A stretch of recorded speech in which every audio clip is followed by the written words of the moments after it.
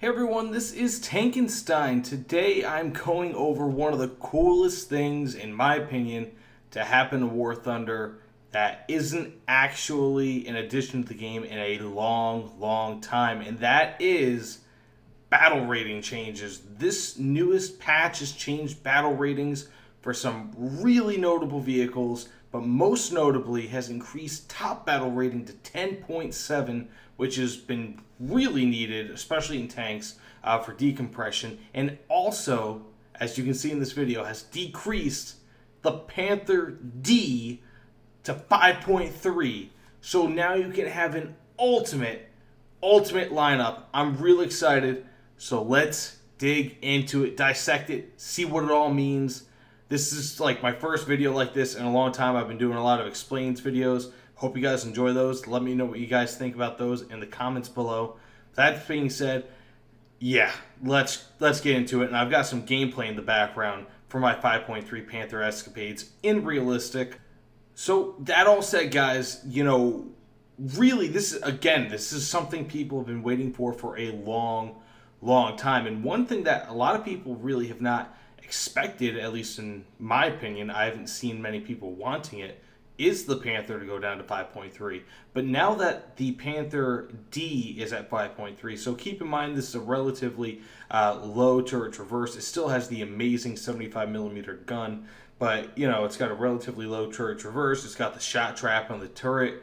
There are some real major faults with it, but it's still at 5.3, whereas before this was fighting at 5.7, it was still doing quite well. Now you can put yourself in battle with a Tiger H1.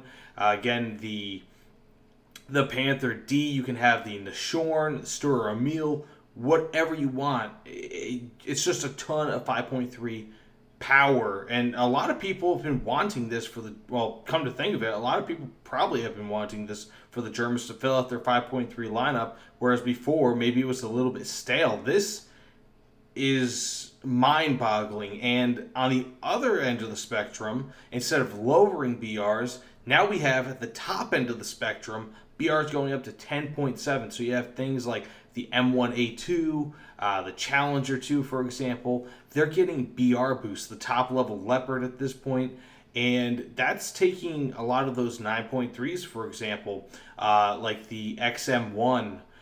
Those are now out of play from the top tier, which is huge, absolutely huge. And I mean, honestly, I don't think they went far enough. Right now, when it comes to tanks, when it at the very top level, again with the M1A2, the Soviet, whatever the top tank is, it's just not in my mind right now. All these tanks that are at the very top end of it, we're more or less at the most cutting-edge modern tanks in the world. Unlike with airplanes, where we're sitting somewhere around Vietnam-era airplanes, 60s, 70s, maybe some 80s airplanes, tanks that we have in this game go all the way up through the 2010s, essentially at this point in terms of development and modifications. Again, with the M1A2, the Leopard 2A5, the 2A6, if I'm not mistaken. Maybe they have the 2A7 right now, but the 2A6, if I'm not mistaken, is the most modern advancement of the Leopard 2. It's not in game yet. It will be in the future, I'm sure. But really, we're not able to progress too much further. So I kind of feel like they should have maybe brought it up to 11 and also increased airplane BRs. Because every 0.3 BR maximum that they increase really opens up a lot more space below the top BR. So now all of a sudden your 9.3 is not going to be so quashed. You're not going to feel like you're just going to get annihilated. For example, if I'm in an airplane with the Demon, and I'm playing arcade, I could be annihilated by an F4 Phantom. It's just, there's a lot of crazy stuff going on right now, but I think that this is definitely a major leap forward when it comes to War Thunder. Just the BR decompression and everything that kind of goes along with it. I think that they did a great job with this patch, and I'm really proud of Gaijin. I think that really another step they should take is to decrease repair costs for a lot of things in realistic, especially heavy bombers. like the B-29 or the Tupolev 2, if I'm not mistaken, or is the Tu-4, whatever the equivalent of the B-29 is for the Russians, decrease that cost.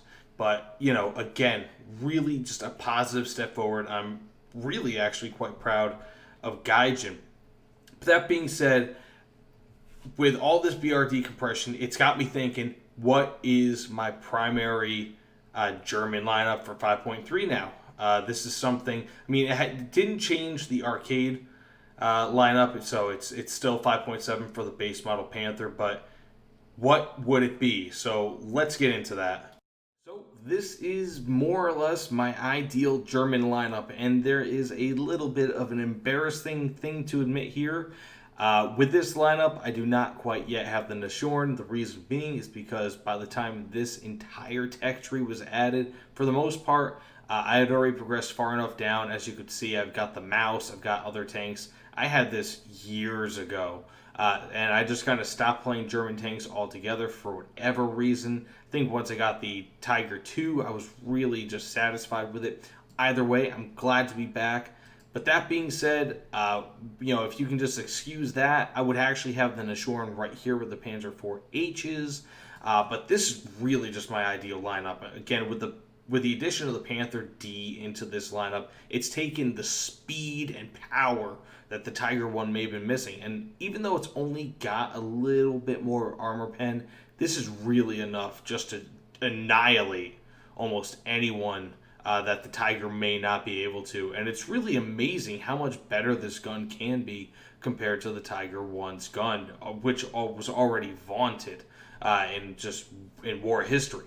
That being said, I also have the Store Emil. I used to have the Panzer IV there as well, but I think it was the G. I just didn't really like it there. The Store Emil is a much, much better fit. Panzer IV 70, it's an excellent fit. I actually have quite a bit of success there for AA. You really can't go with anything but the Ostwind, unless, of course, you want to up-tier yourself at 5.7, which is just not an option for me. And for the plane, I actually went with the DO335A0, and the reason being is because even though it has no bombs or anything like that, the offensive 30mm with this 95mm of armor pen.